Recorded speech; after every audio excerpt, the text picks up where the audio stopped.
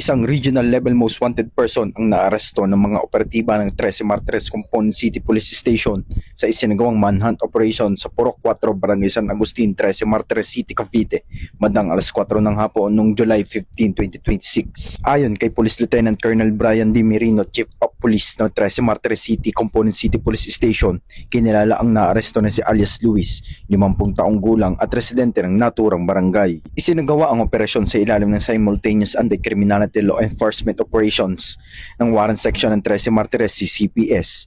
Naaresto ang akusado sa bisa ng warrant of arrest para sa 2 bilang ng kasong rape na inilabas ng Regional Trial Court Branch 62 Gumaca, Quezon noong September 9, 2014. Walang inirekomendang piyansa para sa kanyang pansamantalang paglaya. Matapos ang pag-aresto, ipinaalam sa akusado ang kanyang mga karapatang konstitusyonal sa wikang kanyang nauunawaan. Kasalukuyan siyang nasa kustodiya ng 13 Martires CCPS habang isinasagawa ang mga kakulang legal na proseso.